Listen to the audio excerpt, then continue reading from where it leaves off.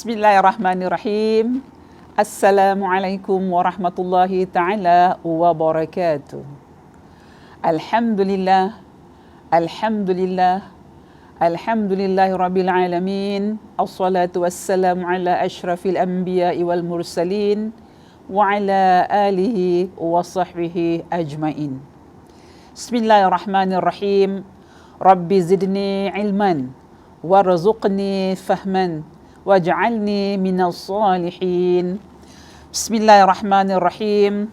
Allahumma aftah alaina hikmataka wanshur alaina min khazaini rahmatika ya arhamar rahimin. Rabbi shrah li sadri wa yassir li amri wahlul 'uqdatan min lisani yafqahu qawli. Wahai Tuhan kami, lapangkanlah bagi kami dada kami dan mudahkanlah bagi kami tugas kami dan lepaskanlah simpulan dari lidah kami supaya kami faham perkataan-perkataan kami.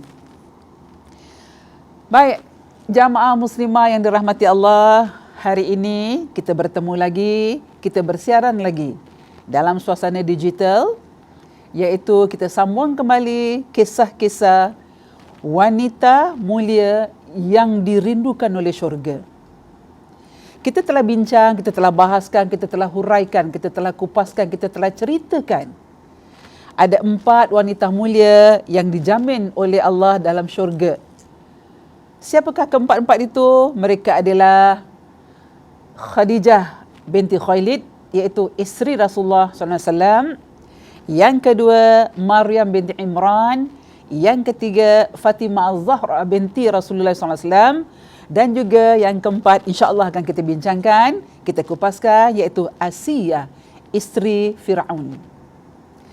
Ketiga-tiga wanita mulia ni kita dah kupaskan bagaimana Sayyidatina Khadijah. Pengorbanan mereka, keikhlasan mereka, kejujuran mereka, ketaatan mereka kepada Allah dan Rasulnya ketika itu, berani mengorbankan jiwa dan raga semata-mata untuk jalan keridaan Allah, mencari rahmat Allah. Begitulah juga dengan akan datang ni Siti Asiyah. Bila kita dikatakan nama Siti Asiyah, siapa Siti Asiyah? Asiyah binti Muzahim merupakan isteri Raja Fir'aun. Bila kita dengar nama Fir'aun, dah termaktub dalam Al-Quran. Tagline yang kita dapat adalah dia mengaku diri dia Tuhan. Dia minta semua rakyat-rakyat dia ketika itu, termasuk isteri-isterinya, menyembah dia kerana dia rasa dia berkuasa. Akhirnya kehidupan Fir'aun tidaklah sebagaimana yang dijangkakan. Nanti kita akan bongkar cerita-ceritanya. Meskipun sang suami merupakan seorang yang terkenal sangat jahat dan kejam, Asiyah adalah sosok wanita yang sabar, sopan santun dan juga penuh kemuliaan. Ini satu yang boleh kita ambil. Seorang wanita yang tegak berdiri semata-mata kerana Allah. Perkahwinan berlaku, tapi jiwa dan hatinya, jiwa dan raganya, semangat kentalnya kepada Allah tetap teguh dalam dirinya. Asiyah adalah seorang wanita dengan budi pekerti luhur, penyayang, penuh keteguhan untuk sentiasa berada di jalan yang benar. Tidak hanya cantik budi pekertinya, Asiyah juga merupakan seorang wanita yang begitu cantik paras rupanya. Saya pernah cakap beberapa dalam kelas yang lalu, kalau kita melihat orang Arab ni, tak kiralah kita pergi mana. Kita pergi makan angin, kita pergi holiday, kita pergi wisata di negeri-negeri Arab, di Turki, Uzbekistan, di mana lagi. Kita akan lihat wanita-wanita Arab tu punyalah cantik. Itu belum lihat lagi pemudanya. Jangan tengok pemudanya, tengok wanitanya dulu. Punyalah cantik dengan hidung mancungnya, dengan matanya yang tajam. Kemudian dengan yang anak-anak kecil tu dengan rambut yang keriting. Begitulah gambaran yang digambarkan periwayat kepada Asiyah. Seorang wanita yang berbudi luhur, kemudian tak setakat hanya cantik paras rupa, tetapi cantik akhlak dan budi pekertinya. Ini yang kita inginkan sebagai muslimah untuk kita meneraju dalam rumah tangga kita. Cantik tidak kekal, hanya perhiasan. Tetapi keluhuran budi bahasa kita, akhlak kita dipandang mulia di sisi Allah SWT. Firaun begitu menyayangi Asia dan menuruti apa saja yang diinginkan Asia. Termasuk menuruti kemauan Asia yang nak mengangkat seorang anak menjadi anak angkat. Kita sedia maklum, ketika Firaun kahwin dengan Asia, sebelum kahwin dengan Asia, Firaun telah kahwin terlebih dahulu. Perkahwinan tak kekal, kemudian tidak dimiliki cahaya mata. Jadi tujuan Firaun kahwin ni nakkan cahaya mata. Begitu juga dengan Asia. Menurut satu cerita dalam riwayat mengatakan, perkahwinan mereka dengan Firaun dengan Asia juga tidak dikurniakan anak. Tetapi Allah Maha berkuasa, Allah Maha mengetahui atas apa yang akan berlaku pada hamba-hambanya, maka Allah memberi sesuatu kepada Asia, iaitu merupakan anak angkat agar dipelihara. Dengan tujuan pemeliharaan anak angkat ni, mudah-mudahan dapat menjadikan Firaun orang yang terus tunduk kepada Allah SWT. Tetapi lain jadinya. Kita telusuri lagi cerita Asia binti Muzahim. 5 fakta Asia isteri Firaun yang dijamin masuk syurga. Ada 5 perkara. Setiap yang kita bincangkan, baik Sayyidatina Khadijah, baik Siti Maryam, baik juga Fatimah Az-Zahra, mereka ada ciri-ciri, ada benda-benda yang perkara yang betul-betul meneguhkan iman mereka, yang membuatkan Allah jaminkan syurga untuk mereka. Jadi pertama, kita ambil, kita pasti mengenal sosok penguasa angkuh dan beranggapan dirinya sebagai Tuhan, iaitu Raja Firaun. Ini kalau kita nak tahu dekat Mesir. Firaun ni menjajah negeri Mesir. Kalau kita nampak dalam cerita National Geography ataupun cerita-cerita sejarah, kalau kita nampak macam piramid 3 segi tu, situlah tempat bersemadinya.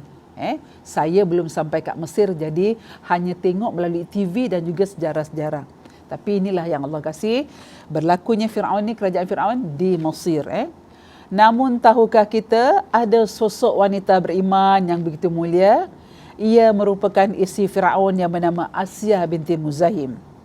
Berkat keimanan beliau yang begitu teguh di tengah-tengah singgasana kerajaan Firaun yang kejam, ia dijamin masuk syurga seperti wanita mulia lainnya, iaitu Fatimah Az-Zahra binti Rasulullah sallallahu alaihi wasallam, iaitu isteri Nabi Muhammad, Sayyidatina Khadijah binti Khailid, Maryam binti Imran, dan terakhir adalah Asia binti Muzahim. Nama empat-empat ni sejajar, sebaris, dan sekarang ni mereka, Masya Allah, sudah Allah berkati kedudukan mereka dalam syurga. Mudah-mudahan kita sebagai muslimah yang sekarang sedang menanti akan mengikut jejak keempat-empat wanita yang dirindukan syurga kehadiran mereka. Lalu, bagaimana dengan kisah perjalanan hidup hidup Asia yang patut kita teladani sikapnya sebagai seorang wanita Muslim? Baik, kita ambil tadi ada 5 fakta, kita masuk fakta yang pertama. Yang pertama, sebab inilah Asia rela dipinang oleh Firaun. Kalau kita lihat dalam Al-Quran, kita kaji sejarah, Firaun tu orang yang berlainan agama. Bukan menyembah Allah, tapi menyembah berhala ketika itu. Sedangkan ditemukan jodoh dengan Asia, seorang wanita yang berpegang teguh dengan akidah, yang membawa ajaran-ajaran Nabi Musa ketika itu. Jadi perbezaan agama tidak menghalang dalam perkahwinan. Selagi kita pandai menjaga agama kita, kita istiqamah, insya-Allah. Bila kita lihat dalam cerita ni, Asia dapat suami yang memang bukan calang-calang, yang mengaku diri dia Tuhan, maka Asia berperanan sebagai seorang isteri yang mampu menundukkan, yang mampu melunakkan, yang mampu melembutkan watak-watak Firaun dalam menghadapi keganasan dia ketika itu. Jadi peranan isteri amat main peranan dalam rumah tangga. Satu contoh kita ambil, berlainan agama tapi tetap teguh dalam rumah tangga. Kita ada diplomasi kalau nak cakap dengan suami kita. Baik. Setibanya Ditinggalkan oleh sang isteri, Firaun merasa kesepian dan muncul kabar bahawa ada satu sosok wanita yang rupawan. Akhirnya Firaun mengutus Haman, iaitu menterinya, untuk melamar Asia. Setibanya Haman di rumahnya, Asia menolak pinangan Firaun dengan berkata, "Bagaimana saya boleh menikah dengan Firaun sedangkan dia dikenal sebagai raja yang ingkar kepada Allah?" Maka utusan tadi, menteri yang datang melamar Haman tadi, pulang ke istana dan bikin laporan kepada Firaun. Haman mengatakan kepada Firaun bahawa Asia telah menolak lamaran ini. Kalau kita dah suka seseorang, anak kita dah suka dengan seseorang, yang anak kita lelaki suka anak perempuan orang lain, anak kita perempuan suka dengan anak lelaki orang lain. Kalau kita tak ikutkan, kalau kita anak lelaki tak pergi meminang, rasa apa jadi anak kita, timbul kemarahan kan? Kita saja dulu, kalau ini pilihan kita, mak bapak kita tolak, kita punya memberontak. Tapi Asia menolak ada alasan. Kerana apa? Dia tahu Firaun orangnya macam mana. Bagaimana saya boleh menerima lamaran kalau Firaun ingkar kepada Allah SWT? Pertama yang Asia lihat adalah keimanan. Dr. Rasulullah mengajar pada kita, apabila kita nak melamar seseorang, pandanglah dengan 4 perkara. Pertama, keturunannya. Kedua, keadaan keluarganya. Yang ketiga, siapakah orang tu? Yang keempat, kata Rasulullah, kembali kepada agama. Dengan agama dapat membina satu kesatuan dalam rumah tangga. Kemudian, apa jadi dengan Firaun tadi? Sudah tentu marah. Firaun sangat marah ketika mendengarkannya. Sebab itulah dia memerintahkan Haman, menterinya tadi, untuk menyiksa kedua-dua orang tua Asia, masukkan dia ke dalam penjara. Tengok bila cinta tertolak, lamaran tak diterima, hati dah berbunga-bunga nakkan seseorang tadi. Tapi bila lamaran ditolak, maka datanglah niat jahat. Ambil mak bapak Asia, masukkan dalam penjara, supaya Asia tadi merasa sedih dan akan menerima lamaran. Begitu licik Firaun lakukan perkara ini supaya Asia mahu menerima lamarannya. Akhirnya, dengan sangat terpaksa, Asia menerima lamaran tersebut, tetapi dengan 3 syarat yang harus dipenuhi, harus dipatuhi oleh Firaun. Pertama, kata Asia, kalau nak lamaran tu saya terima, pertama, bebaskan kedua ibu bapanya. Bebaskan kedua orang tua Asia yang dipenjarakan tadi. Yang kedua, kata Asia, membangunkan rumah yang indah beserta peralatan rumah yang lengkap untuk mak bapaknya Asia. Yang ketiga, kata Asia, menjamin segala keperluan asas seperti makan, minum serta kesihatan untuk kedua orang tuanya. Kalau ketiga-tiga syaratnya Firaun boleh terima, maka Asia boleh menerima lamaran Firaun. Akhirnya, Firaun menerima syarat-syarat yang diberikan oleh Asia. Maka berlakulah perkahwinan antara Asia dengan Firaun. Memang pada mulanya indahlah perkahwinan kita. Bila kita lihat Asia duduk dalam satu singgasana yang luar biasa, yang megah, yang mewah. Tetapi kemewahan, kemegahan Firaun yang duduk dalam istana tidak menjadikan Asia wanita yang lupa diri. Wanita yang tahu asal usulnya. Wanita yang kembali kepada akidah. Wanita yang kembali kepada ajaran-ajaran Allah yang telah ditetapkan ketika itu.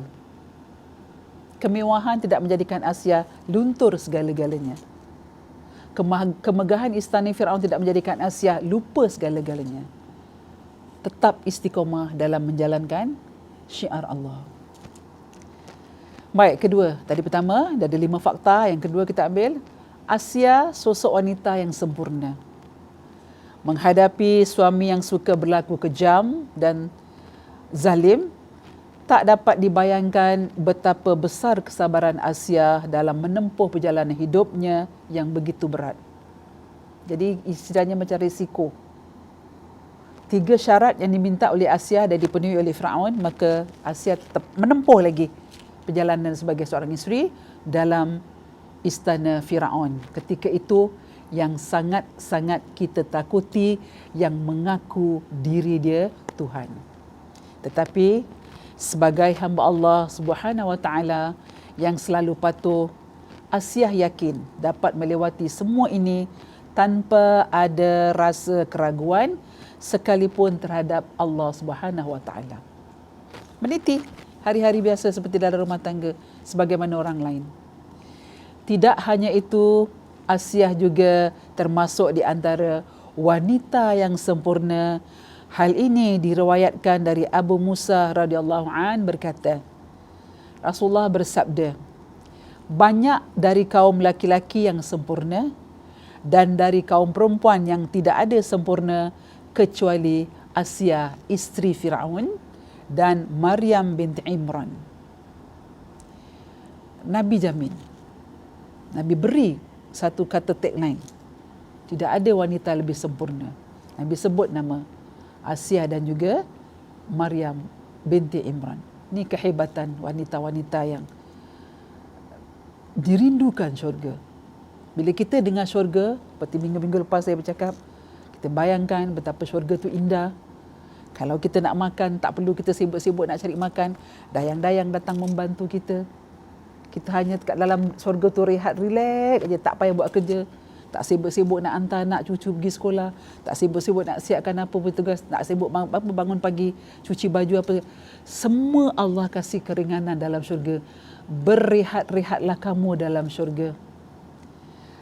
Bersenang-senanglah kamu dalam syurga. Ini janji Allah. Sebab itu bila Allah dah janji dalam syurga, maka dekat dunia kita kena lalui segala cabaran dan dugaan Allah dengan penuh kesabaran dan keridaan.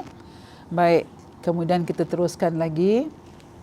Yang ketiga, walaupun bergelimang harta, tetapi Asia selalu bertakwa kepada Allah Subhanahu wa taala. Takwa. Walaupun bergelimang dengan harta, istana yang tersergam, mewah, indah, apa yang Asia inginkan semua boleh dapat, tetapi Asia selalu bertakwa kepada Allah. Dalam diam dia bertakwa kepada Allah. Tapi apa pun yang kita sebagai suami isteri kita lakukan, pasti akan rasa.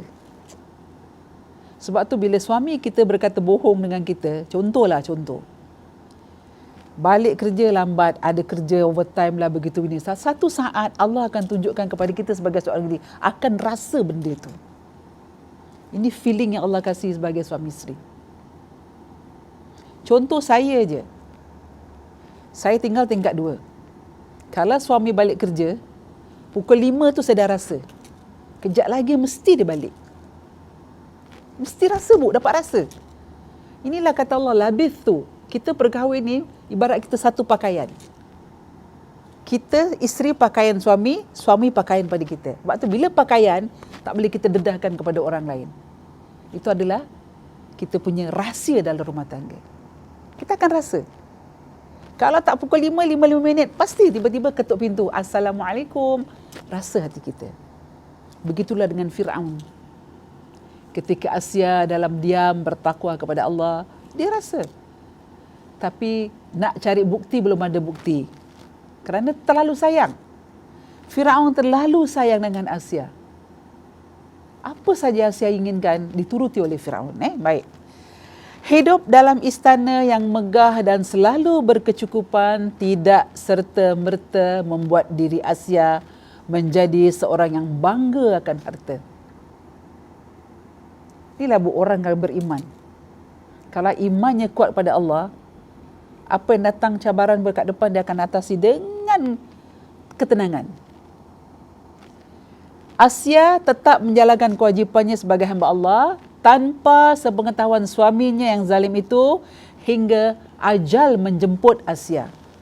Sehingga kepada akhir hayat dia, membawa agama Allah dalam diri dia tanpa ketahuan. Tapi satu saat akan muncul. Asia merupakan sosok wanita yang tetap mempertahankan akidah dan lebih mempedulikan kebahagiaan akhirat daripada kenikmatan dunia yang hanya bersifat sementara. Dia tak kisah. Orang lain boleh bangga dengan suami yang jawatan tinggi, dapat rumah besar, dapat kedudukan yang baik, tapi Asia ketika itu kemewahan tak menghalang ketakwaannya pada Allah. Ini yang saya cakap tadi, takwa dia tu yang membawa dia syurga, rindu kepadanya. Asia memberikan pesan kepada kita agar tidak sentiasa mencintai harta benda berlebih-lebihan. Bertakwalah kepada Allah, lebih baik dalam keadaan susah maupun senang, dan bersikap sabar dikala cubaan menerpa. Ini pesan Asia kepada kita. Agar tidak sentiasa mencintai dunia tu berlebih-lebihan. Allah kasih kita masa dalam satu hari 24 jam. Dalam 24 jam tu kat mana kita bagikan dunia, kat mana kita bagi akhirat. Sebab tu dalam doa kita, Nabi ajarkan selalu kita minta kebaikan dunia, kebaikan akhirat. Rabbana atina fid dunya hasanah wa fil akhirati hasanah. Wahai Allah, berikan kami kebahagiaan di dunia dan kebahagiaan di akhirat. Kebaikan di dunia, kebaikan di akhirat. Jadi antara dunia dengan akhirat, dia seiring. Allah tak larang kita mencari kebahagiaan, kesenangan, kekayaan dekat dunia. Carilah, kata Allah. Silakan. Tapi jangan lupa, bila kita dah kembali kepada Allah, tidak ada satu makhluk pun yang dapat membantu kita dalam kita menghadapi siksaan Allah, baik dalam kubur maupun di akhirat kelak. Hanya amalan-amalan soleh yang kita bawa dekat dunia, itu yang membantu kita. Maka pesanan Asia kepada kita, agar tidak sentiasa mencintai harta benda. Boleh cintai tapi sederhana. Jangan terlebih-lebih sangat. Dunia akan sekejap tinggalkan kita. Tapi akhirat kekal abadi. Mana kita nak cari? Dunia ke akhirat? Kalau kita berakit-rakit dekat akhirat, kita kita tinggalkan dunia pun Allah tak kasih. Kita lebihkan dunia, kita tinggalkan akhirat pun Allah tak kasih. Maka kata Allah seimbang. Jadi kita ambil lagi doa tadi. Rabbana atina fid dunya hasanah wa fil akhirati hasanah wa qina adzaban nar. Wahai Allah, berikan kami kebahagiaan, kesejahteraan, kebaikan dunia dan juga kebaikan, kesejahteraan juga akhirat. Allah kasih kita satu doa yang berganding antara dunia dan akhirat. Baik, kita teruskan lagi. Jamaah muslimin rahmati Allah. Kasih yang keempat, kasih sayang Asia kepada Nabi Musa AS begitu besar. Suatu waktu, Fir'aun bermimpi bahawa kerajaannya itu akan runtuh sebab hadirnya seorang laki-laki yang berasal dari Bani Israel. Tadi awal kita dah cakap, perkahwinan pertama Fir'aun tidak dapat zuriat. Kedua, dengan Asia inginkan zuriat, tapi tak dapat juga zuriat. Maka dari itu, ia memerintahkan untuk membunuh semua bayi-bayi lelaki di kawasan Bani Israel. Tengok bu, orang kalau dah mengaku diri dia Tuhan, dia takut ada orang lain yang melebihi daripada dia. Sehingga sanggup mengeluarkan perintah, bunuh anak laki-laki yang baru dilahirkan. Tak kasih can. Jadi kekejaman, kezaliman Fir'aun ini yang membuat Asia selalu berdoa kepada Allah agar dirinya tidak terikut-ikut dalam kezaliman Fir'aun. Jadi ketakwaan Asia kat sini yang kita mainkan peranan. Kental jiwanya dalam menghadapi suami yang begitu zalim dengan rakyat pada ketika itu. Kemudian ibu kandung Nabi Musa AS mendapatkan petunjuk dari Allah SWT agar bayinya iaitu Nabi Musa AS dihanyutkan ke sungai Nil guna menyelamatkan Nabi Musa atas ancaman Fir'aun yang tidak berperi kemanusiaan. Jadi ibu Nabi Musa AS mendapat perintah agar Nabi Musa dihanyutkan di sungai Nil. Jadi ketika peristiwa ini berlaku, atas izin Allah, bakul ataupun peti hati Nabi Musa AS yang terdampar, yang dihanyutkan tadi, terdampar di tempat Asia dan Firaun berada. Macam kat tepi pantai gitulah. Terdampar kat situ. Asia meminta persetujuan Firaun untuk menjadikan Nabi Musa AS sebagai anak angkat. Nak ambil anak sendiri tak ada, nak ambil anak angkat. Sedangkan anak angkat ni lelaki.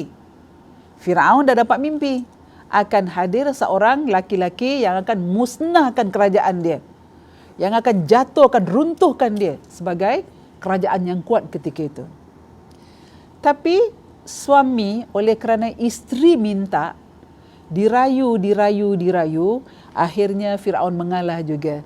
Kerana kecintaannya kepada Asia yang begitu besar dan juga kerana belum memiliki keturunan, maka permintaan Asia untuk mengambil Nabi Musa AS sebagai anak angkat, Firaun terima demi menjaga hati isteri.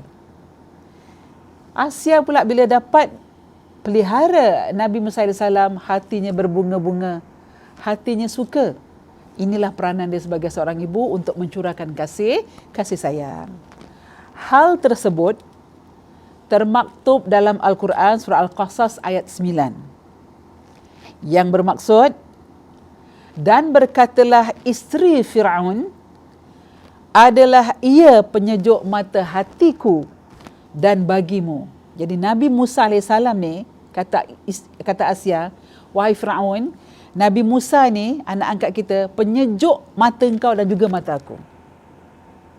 Janganlah kamu membunuh. Asia beritahu pada Firaun, jangan bunuh dia anak kecil. Mudah-mudahan bayi ni tadi bermanfaat untuk kita berdua dan kita ambil menjadi anak angkat. Begitu tenang Asia beritahu kepada isteri suaminya. Anak ni penyejuk mata kita, qurratu ain, antara matamu dan mata saya. Jangan dibunuh. Kalau kita cakap bahasa suami isteri lah, jangan bunuh anaknya. Besar kemungkinan anak ni memberi manfaat pada kita yang menjaganya sebagai anak angkat. Dalam surah Al-Qasas ayat 9. Sedang mereka tiada menyadarinya. Jadi begitu ni Allah maktubkan kata-kata Siti Asia dalam Al-Quran. Jadi bila kita tak ada anak, ambil anak angkat, kita kena jaga betul-betul anak tadi. Kerana anak angkat yang kita ambil ni, mereka ada ibu bapa kandung mereka. Sebab tu kat Singapura, kalau kita ambil anak angkat, cukup dijaga kebajikannya, welfarenya cukup dijaga. 2 bulan, 3 bulan sekali, pihak-pihak welfare ni akan datang rumah kita, akan tengok anak-anak angkat tadi. Sama ada kita dera atau tidak, macam mana kita jaga dia, persekolahan dia, pemakanan dia, pakaian dia, tempat tinggal dia, semua akan disemak. Sekiranya ada sedikit cedera dalam diri anak angkat tadi, maka pemerintah boleh ambil balik anak tadi untuk dijaga. Dan kita ni pula kalau tak ada anak, ambil anak angkat daripada adik-beradik, juga kena jaga kemaslahatan dia, kena jaga kebajikannya. Katalah saya kahwin, tak ada anak, saya ambil anak kakak saya. Dalam Islam digalakkan kalau nak ambil anak angkat ataupun nak ambil anak asuhan, kalau saya tak ada anak, saya kena ambil anak kakak saya yang laki-laki. Kerana anak lelaki saudara dengan saya tak batal sembahyang, tu tak? Dengan suami kita lagi tak batal. Tapi kalau saya kahwin tak ada anak, suami saya boleh ambil anak angkat daripada keluarga dia yang lelaki. Jadi ambillah anak-anak angkat perempuan. Daripada sebelah suami saya, ambil anak saudara yang perempuan. So bila masuk dalam keluarga saya, anak angkat perempuan ni jadi anak saudara kan, dengan saya pun tak batal sembahyang, dengan suami saya pun tak batal, kerana adalah bakal jadi wali kalau sebelah keluarga mereka tak ada. Jadi begitu. Tapi kalau kita ambil anak angkat yang ada mak bapak kandung yang lain, maka kita kena berjaga-jaga. Sebab itu bila kita nak ambil anak angkat dalam Islam, perhatikan dia punya susur galurnya. Kalau boleh nak ambil anak angkat, biarlah daripada darah daging kita. Jadi senang kita mengelola. Boleh ambil anak-anak angkat yang lain, tapi bila dah besar, kadang-kadang soalan keluar. Ustazah, ni bapa angkat saya, sedangkan saya ada bapa sendiri. Macam mana hubungan air sembahyang saya dengan bapa angkat? Batal ke tidak? Tetap batal. Sebab anak tadi bukan anak kita, bukan kita lahirkan. Tapi kalau anak saudara, keturunan kita sebelah suami sebelah isteri, maka itu adalah keturunan dalam keluarga. Baik, kita teruskan lagi. Jamaah muslimah yang dirahmati Allah, suatu hari Asia nak memberi jaminan kepada Firaun. Kalau ambil anak angkat ni, apa kelebihannya? Sedangkan dalam mimpinya, Firaun berkata, akan ada seorang lelaki yang akan meruntuhkan kerajaan aku sebagai Firaun. Jaminan yang Asia kasih, test satu hari, cuba. Satu hari, Firaun sedang gendong Nabi Musa AS. Gendong. Dalam pada gendong, Nabi Musa main di arah muka, tertarik janggut Firaun. Ni tarik janggut bukan tarik main-main tau. Betul-betul tarik. Firaun yang tak pernah marah dengan cara tu, marah, emosi naik. Depan Asia. Sehingga dia merasakan sakit teramat sangat. Kalau cucu kita main macam gini, contoh dalam solat aja. Cucu kita umur 2-3 tahun, kita sedang solat, dia tarik telekung kita. Bila tarik telekung daripada belakang, kadang-kadang kepala kita terdongak gini. Kita nak diam ke, nak teruskan ke, ataupun nak marahkan dia? Kita akan diamkan. Kerana cucu ni, nenek sayang cucu, dia diamkan. Kadang-kadang dia tak tarik telekung, ketika kita nak sujud tu dia duduk depan sejadah. Duduk cak depan kita. Kita nak cakap, tepi sikit nak cakap. Dalam solat tak boleh cakap kan? Maka kita ada peranan, kita alihkan sikit ke kanan dulu, agak-agak kat mana kita boleh sujud. Tapi ni Firaun ditarik janggut, terus tarik, marah meluap-luap. Asia mengatakan kepada Firaun, wahai Firaun suamiku, dia anak kecil yang tak tahu apa-apa. Nampak? Diplomasinya seorang isteri. Kau kasih apa pun, dia akan bikin benda tu benda yang memang kita larang, tapi dia buat. Dia tarik janggut, dia bukan sengaja. Dia tak tahu benda tu, dia main-main kat sini, dia tarik. Jangan marah dia. Dia anak kecil yang tak tahu apa-apa. Sayangilah dia. Seorang isteri berkata demikian. Maka Firaun pun tak jadi marah. Yang tadi dah melok nak marah, cool balik. Kerana apa? Isteri kasih perangsang kata-kata. Oh, ni mungkin anak kecil. Satu kejadian. Yang kedua, untuk mengembalikan kepercayaan Firaun ni tadi, maka Asia gendong lagi Nabi Musa. Satu hari, Asia bermain dengan Nabi Musa. Asia beri 2 perkara. Maka Asia menawarkan roti dengan bara api. Bara api tu bukan Asia pegang macam tu. Ada tempat bara pegang. Ketika Asia tunjukkan 2 perkara ni, roti, makanan dengan bara api depan Firaun, Nabi Musa agak-agak ambil apa? Ambil roti ke ambil bara api? Maka atas perintah Allah, Nabi Musa tangan kanannya memegang bara api yang panas tu. Maka Firaun nampak, Firaun yakin ini anak kecil yang memang tak tahu apa-apa. Itu api panas, kenapa dipegang? Kalau kita dewasa, kita dapat tahu itu benda panas, kita takkan pegang. Tapi dikasih roti dengan bara api, maka atas izin Allah, atas perintah Allah, Nabi Musa mencapai bara api. Ini menandakan, Asia berkata kepada Firaun, wahai Firaun, tengok, dia anak kecil yang tak tahu apa-apa. Maka jangan dimarah. Dan bara api tadi turun Nabi Musa masukkan dalam mulutnya. Tengok suamiku, apa kata dia tarik janggut kau tu, saya main-main cakap ke? Dia tak tahu sesungguh dia anak kecil yang tak tahu apa benda. Maka jangan dimarahi, jangan dibunuh dia. Sayangilah dia. Ini 2 contoh yang Asia nampak depan Firaun yang begitu marah. Tapi kerana ketakwaan Asia kepada Allah SWT, maka perkara tadi dapat dilarikan dengan baik. Segeralah Asia tadi mengambil Nabi Musa dan cepat-cepat buang bara daripada tangan dan mulutnya. Dan nak masuk dalam mulut. Beginilah yang Allah berikan hidayah kepada Asia isteri Firaun. Asia dengan penuh kasih sayang merawat Nabi Musa AS dan juga sentiasa memberikan perlindungan terhadap Nabi Musa di tengah-tengah kezaliman dalam istana Firaun. Jadi Firaun tak dapat buat apa-apa kerana Asia dah sayang, dah suka, selalu protect Nabi Musa AS. Bila berlaku saja, dia akan cakap, oh ni anak kecil, anak kecil, anak kecil. Jadi begitulah kita buat dalam rumah tangga kita. Kalau ada suami kita balik kerja, anak-anak kita yang kecil-kecil ni tengah bising, tengah ribut-ribut kat rumah, kita tenangkan dahulu. Kerana suami kita dah sibuk tempat kerja, 8 jam, 9 jam bekerja, kadang-kadang kena overtime. Kita tak kerja kat rumah, hanya duduk rumah jaga anak. So bila suami kita balik, tenangkanlah rumah tangga kita. Pertama, saya ingat lagi mak bapak saya ajar, kalau kamu dah masuk alam rumah tangga, ketika suami nak balik kerja, kata mak saya, arwah mak saya, ketika suami nak balik kerja, anak-anak tu semua dah mandi, dah beres, dah bersih, dah makan, dah duduk semua. Jangan nanti suami nak balik, yang ni nangis, yang itu nangis. Saya pesan dengan anak-anak saya, nanti ayah kalau balik, semua dah makan kan, duduk dan diam. Siapa nak baca buku, sila baca. Siapa nak main-mainan, silakan. Ibu nak layan ayah. Kita layan lah waktu suami kita balik makan. Itu dalam bentuk rumah tangga. Tapi kadang-kadang anak-anak ni, Bu, kita pesan, waktu kita pesan tu dia betul-betul ya. Yes mami, yes ibu, yes mama, yes. Begitu datang ayah dia balik, Assalamualaikum, dia dengar pintu tu bunyi bell aja kan, ataupun dia ketuk, dia pun start hyper, dia dah tonggang terbalik jadinya. Tapi tak apalah, ni anak-anak kita kat rumah, kerana anak tu zuriat yang Allah kasih pada kita, maka kita kena bahagiakan mereka. Baik, yang kelima, ada 5 fakta tadi. Yang kelima, kisah hidup yang berakhir tragis namun berbalas syurga. Ini yang kita inginkan. Setelah Masita, kita mafhum Firaun memiliki satu khadam, wanita bernama Masita, iaitu tukang sikat anaknya.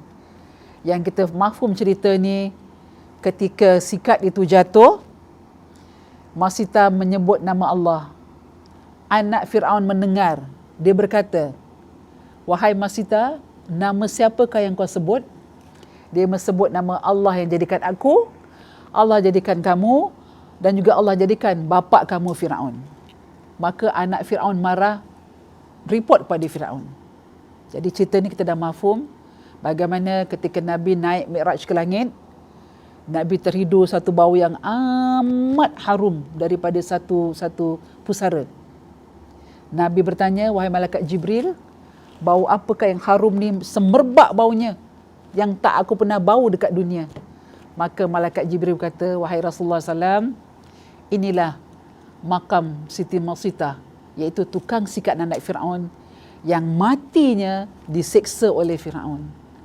Tapi oleh kerana kekentalan iman dia, takwanya kepada Allah, maka Allah lindungkan Masita serta keluarganya dari direbus dengan minyak yang mendidih ketika itu. Anak beranak, suami, anak dan juga Masita. Ini Bu yang kita inginkan. Kekentalan, kekebalan iman kita kepada Allah. Bukan setakat zahir dengan mulut, tapi kita masukkan dalam hati kita. Cinta Allah, cinta Rasul, buktikan. Jaga 5 perkara rukun Islam. Jaga 6 perkara rukun iman. Kalau ingin jadikan kita wanita-wanita syurga, kata Rasulullah, jaga 4 perkara. Pertama, jaga solat kita. Yang kedua, jaga puasa kita. Yang ketiga, jaga ketaatan kita dengan suami. Yang keempat, jaga faraj kita. Bila benda ni dah berlaku dengan baik, kita jaga dengan sempurna, dengan tanpa mengira lagi, maka kata Allah, masuklah kamu wahai muslimah, syurga mana yang kamu inginkan. Jaminan Allah. Baik. Pada akhirnya, Firaun juga mengetahui bahawa Asia juga tidak beriman. Tidak mengikut perintah Firaun, beriman kepada Allah. Firaun sangat murka saat mendengarkannya. Dia memerintahkan agar isteri kesayangan itu disiksa dengan pedih supaya ia mahu mengakui dia Tuhan. Dia torture isterinya Asia habis-habisan sehingga dia minta Asia itu mengaku, aku ni Firaun adalah Tuhan. Tetapi Asia menolaknya dan tetap teguh berdoa kepada Allah, sebagaimana doa ini terungkap dalam surah At-Tahrim ayat 11. Bismillahirrahmanirrahim. Wa daraballahu masalal ladzina amanu imra'ata fir'aun idh qalat rabbi ibni li 'indaki baitan fil jannati wa najjini min fir'aun wa 'amalihi wa najjini minal qaumidh dhalimin. Dalam surah At-Tahrim ayat 11 yang bermaksud, dan Allah membuat isteri Firaun perumpamaan bagi orang-orang yang beriman. Ketika ia berkata ini adalah ketika Asia bermohon, berdoa pada Allah.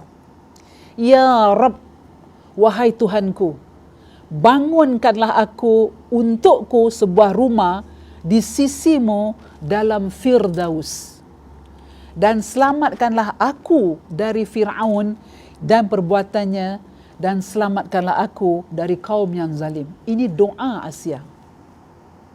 Ketika diseksa oleh suaminya, Fir'aun mendapat tahu yang Asia tidak menyembah Fir'aun tetapi menyembah Allah SWT, dan juga mengikut ajaran Nabi Musa ketika itu. Doanya. Daripada tafsir ayat ni, dan Allah membuat perumpamaan bagi keadaan orang-orang yang beriman, iaitu membenarkan Allah, menyembahnya semata-mata serta melaksanakan syariatnya. Bahawa pergaulan Asia dengan Fir'aun, berarti yang dikatakan kafir, tidak dampak buruk terhadap mereka. Dengan isteri Fir'aun yang berada dalam pernikahan dengan lelaki yang paling kafir kepada Allah, sementara dia adalah wanita beriman kepada Allah. Jadi perbezaan ni. Ketika dia berkata, wahai Tuhanku, bangunkanlah untukku sebuah rumah di syurga, syurga Firdaus. Selamatkanlah aku dari fitnah dan kekuasaan Fir'aun. Selamatkanlah aku dari kaum yang mengikutinya dalam kezaliman dan kesesatan dari siksa mereka. Jadi Asia berdoa tak nak terikut-ikut kezaliman dalam Fir'aun ni. Biarlah Fir'aun dengan rakyatnya. Dia sebagai seorang isteri membawa ajaran Allah sehingga akhir hayatnya.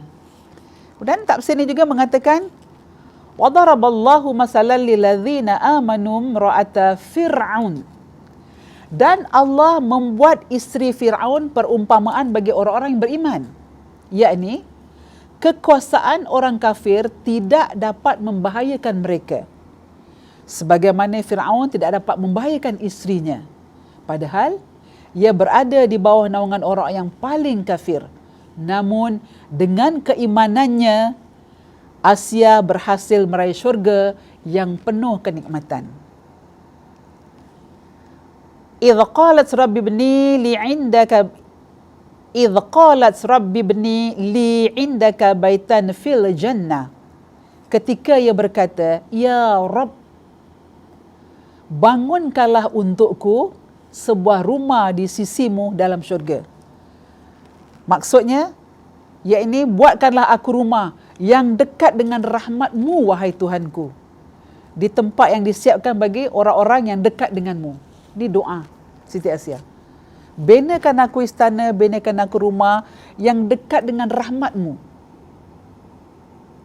Jadi doa ni Allah cantumkan dalam Al-Quran, dalam surah Tahrim dan juga dalam surah Al-Qasas. Perumpamaan kata Allah bagi wanita-wanita yang beriman. Jadi mudah-mudahan kita dapat mengabdikan diri pada Allah dengan seabdi-abdinya. Pada akhirnya, pengabdian wanita mulia ini pada Allah SWT berakhir sudah. Asia telah membuktikan ketaatannya kepada Allah yang merupakan sebuah bentuk pengorbanan yang sangat total dalam mentauhidkan Tuhannya. Itulah sejarah kisah perjalanan hidup Asia yang menjadi suri tauladan bagi kita semua dalam hal beribadah kepada Allah Subhanahu Wa Taala, untuk menjalankan segala macam perintahnya dan meninggalkan larangannya yang dilakukan secara sempurna tanpa adanya keluhan sedikit pun. Masya Allah. Allahu Akbar. Kedudukan seorang wanita dalam Islam sangatlah mulia. Rasulullah bersabda, dunia ini perhiasan dan sebaik-baik perhiasan adalah wanita salihah. Hadis riwayat Muslim dari Abdullah ibn Umar. Dunia ni perhiasan. Tadi saya dah katakan dalam doa kita, Rabbana atina fid dunya hasanah wa fil akhirati hasanah. Kebahagiaan dunia dan kebahagiaan akhirat. Kalau Nabi dah mengatakan dunia perhiasan, maka kita jangan leka. Sebaik-baik perhiasan kata Rasulullah adalah wanita salihah. Ni kita ni perhiasan. Jadi bila kita kembali kepada Allah, agar kembali kita kembali yang penuh dengan rahmat dan keampunan Allah. Setiap wanita tentu ingin menjadi seperti perhiasan tersebut. Namun, siapakah yang boleh kita teladani untuk menjadi sosok wanita salihah? Islam telah menyebutkan wanita inspirasi yang patut dijadikan contoh sebagai teladan kita yang 4 tadi kita dah punya. Asia, satu dari 4 wanita yang dirindukan syurga, menjadi role model wanita yang kuat, mampu mempertahankan keimanan meski mengalami tekanan dari suami yang juga seorang raja. Profil Asia, ibu angkat Nabi Musa AS, mematahkan stigma wanita yang selalu dalam posisi lemah dan kalah akibat tindakan suami. Tidak semestinya kita kalah, kita lemah. Kita ada pegangan kita. Allah SWT menjadikan Asia penghuni syurga utama bersama Siti Maryam, Siti Khadijah, isteri Rasulullah SAW, dan juga Siti Fatimah Zahra, putri Rasulullah SAW. Keteguhan keimanan Asia, meskipun sang suami menyiksanya dengan siksaan berat, ia tak pernah mau mengingkari keteguhan hatinya kepada Allah. Asia selalu mengamalkan apa yang diajarkan oleh Nabi Musa AS dengan baik. Asia juga hanya menyembah Allah Subhanahu wa taala. Akhir kalam, mudah-mudahan pencerahan hari ini adalah pencerahan yang membawa kepada kemanfaatan untuk kita sebagai muslimah. Kita jangan kita boleh laungkan. Kita carilah apa yang Allah suka pada diri kita, bikin terbaik. Kalau Asia boleh mempertahankan rumah tangganya dengan seorang suami yang ingkar dengan ajaran Allah, maka kita yang automatik dalam Islam ni, perteguhkanlah rumah tangga kita, di mana suami kita adalah imam, kita sebagai makmum dengan anak-anak di belakang. Dirikanlah salat dalam rumah secara berjamaah. InsyaAllah mudah-mudahan keluarga kita menjadi keluarga sakinah, mawaddah, warahmah. Dan kita akan menjadi isteri yang sejuk mata suami memandang. Dan suami menjadi suami yang sejuk mata isteri memandang. Dan kita anak-anak adalah buah kasih sayang dalam rumah tangga. Ibu adalah madrasah. Ibu adalah institusi. Ibu adalah universiti bagi anak-anak. Setiap kalimah yang baik keluar daripada mulut kita, maka anak akan dapat yang baik. Tetapi kalau kalimah yang telah daripada mulut kita benda-benda yang tak baik, maka anak akan ikut sampai dia dewasa. Mari ibu, kita mengambil contoh dengan 4 wanita tadi yang dirindukan syurga. Kalau kita dapat menjaga nama baik kita, yang tadi saya katakan 4 perkara, jaga solat kita, jaga puasa kita, jaga ketaatan kita dengan suami kita, jaga faraj kita. Bila 4 ni dijaga dengan baik, disempurna dengan baik, solat kita tak pernah tinggal, tak pernah qada-qada, tak pernah lupa-lupa, istiqamah dalam solat. Puasa kita juga begitu, tak pernah kita tinggalkan, sentiasa istiqamah. Walaupun dalam bulan Ramadan, habis Ramadan kita sambung dengan puasa 6, habis puasa 6 kita sambung dengan puasa Senin Khamis. Istiqamah dalam kita, maka Allah berjanji, kata Allah, wahai wanita muslimah, masuklah kamu syurga, pilihlah syurga mana yang kamu mau, masuklah dalam syurga itu. Untuk menjaga 4 perkara ni ibu tadi, solat kita, puasa kita, izin suami kita dan faraj kita bukan mudah. Perlu ada perjuangan. Setiap perjuangan ada kemenangan. Kemenangannya bukan sekarang Allah kasih, tapi besok di akhirat. Berjuanglah kamu, kata Allah. Dalam kita salat, macam mana malaikat Jibril datang belajar dengan Rasulullah.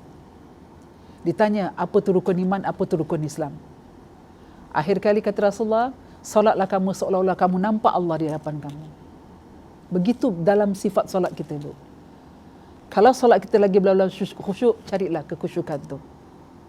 Seolah-olah kita melihat Allah sedang melihat kita dalam solat. Barulah dikatakan kita khusyuk dalam bersolat. Sekali lagi saya katakan, dalam kita bersolat, bawalah suami kita, dia imam kat depan kita, kita makmum di belakang dia. Bawa dengan anak-anak.